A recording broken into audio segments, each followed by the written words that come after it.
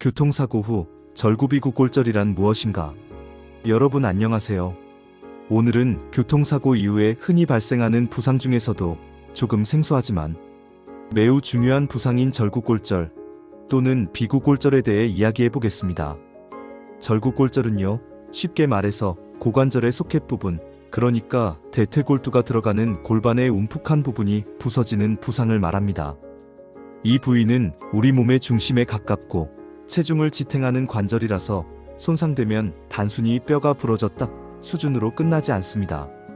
수술이 어렵고 회복이 느리며 이후에도 관절의 운동이 제한되거나 통증이 남을 가능성이 아주 높습니다. 교통사고처럼 큰 충격이 가해지는 상황에서는 대퇴골두 탈구나 골반 균열, 신경 손상 같은 합병증이 같이 생기는 경우가 많습니다. 그래서 절구골절은 단순 골절로 보면 안 되고 반드시 전문적인 진단과 수술이 필요합니다. 초기에 정확한 수술이 이루어지지 않으면 나중에 후유장애가 남을 확률이 높아지기 때문입니다. 치료와 예후. 자, 그럼 치료는 어떻게 진행될까요? 절구골절은 대부분 수술이 필요합니다. 뼈 조각을 맞추고 금속판이나 나사로 고정하는 내고정 수술 RIF를 받게 되죠. 수술 후 3개월에서 6개월 정도는 체중을 실을 수 없기 때문에 목발이나 휠체어 생활을 하게 됩니다.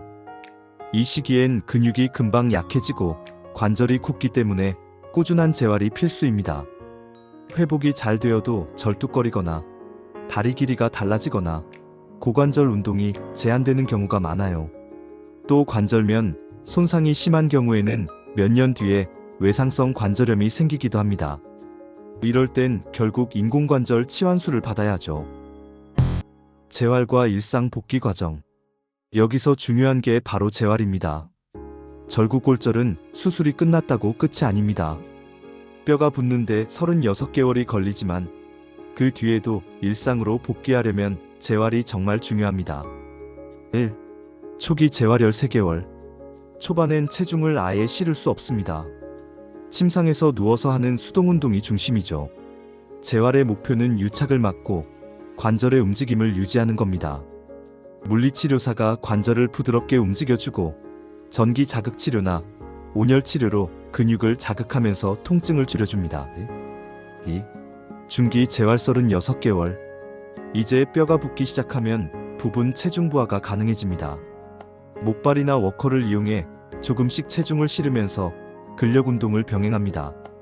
대퇴사두근, 둔근, 햄스트링 같은 하체 근육을 강화하고 균형 훈련이나 계단 오르기 같은 실생활 훈련도 병행됩니다. 3. 후기 재활 6개월 이후.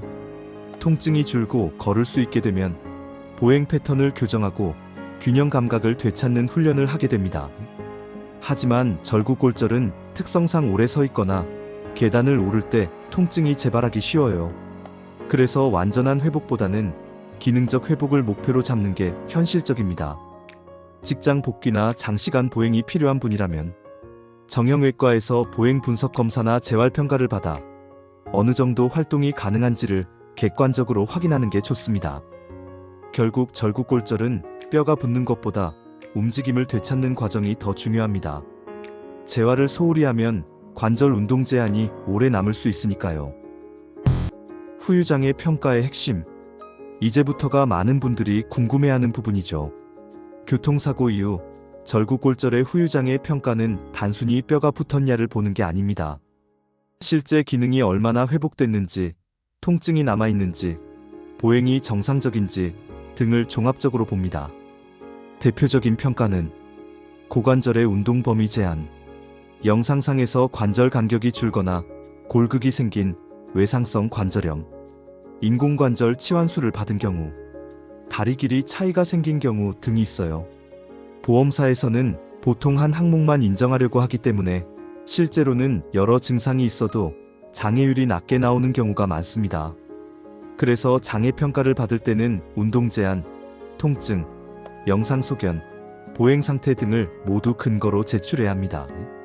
이게 바로 정당한 보상을 받기 위한 핵심 포인트입니다. 실제 보상 절차와 유의점. 이제 현실적인 부분, 즉 보상 절차에 대해 알아보겠습니다. 1. 진단서와 영상자료 확보. 사고 직후 반드시 CT나 MRI를 찍고 진단서에 절구골절 또는 비구골절이 명확히 적혀 있어야 합니다. 보험사에서는 명칭이 다르다는 이유로 후유장애 인정을 줄이려는 경우가 많기 때문이죠. 2. 후유장애 진단 시기. 일반적으로 사고 후 6개월, 즉 180일 정도가 지나야 후유장애 평가를 진행할 수 있습니다. 너무 빨리 하면 일시적인 통증이나 회복 중인 상태 때문에 정확한 판단이 어렵습니다. 그래서 의사의 경과관찰 소견이 꼭 필요합니다. 3. 보험사 대응 전략. 보험사는 보통 장애율을 낮게 평가하는 경향이 있습니다. 운동각도, 영상 소견, 보행 상태를 근거로 들지만 대부분 피상적인 평가에 그칩니다. 그래서 객관적 자료가 중요합니다. 수술 기록, 통증 일지, 물리치료 일지, MRI 변화, 기록 같은 구체적인 근거를 함께 제시하면 장애율을 높일 수 있습니다. 교통사고 이후의 진짜 싸움은 치료가 아니라 보상 과정에서 시작됩니다. 출처 손해사정사 최준영 블로그. 절구골절은 회복이 느리고 후유증이 남기 쉬운 부상이기 때문에 단순히 병원에서의 진료만으로는 정당한 보상을 받기 어렵습니다. 따라서 초기부터 의료기록을 꼼꼼히 보관하고 재활과 통증 경과를 기록해두는 게 중요합니다. 마무리. 오늘 이야기한 절구골절, 즉 비구골절은 교통사고 후 생길 수 있는 가장 복잡한 골절 중 하나입니다. 겉보기엔 회복돼 보이지만 남는 통증이나 운동 제한이 평생 일상에 영향을 줄 수 있습니다. 진단부터 재활, 장애평가, 보상까지 한 단계라도 놓치면 보상 결과가 크게 달라집니다. 그래서 반드시 초기에 정확한 치료와 함께 후유장애 가능성을 고려한 계획이 필요합니다. 결국 진짜 회복은 뼈가 붙는 게 아니라 일상을 되찾는 것입니다. 의학적 치료와 함께 현실적인 보상 절차가 제대로 이루어질 때 비로소 진짜 의미의 정당한 회복과 공정한 보상이 완성된다고 할 수 있습니다. 이상으로 교통사고 절구비구골절의 치료, 재활, 후유장애, 보상에 대한 이야기를 정리해드렸습니다. 다음 영상에서는 실제 후유장애 진단서 작성 시 유의사항과 보험사 대응 팁에 대해 좀 더 구체적으로 다뤄보겠습니다.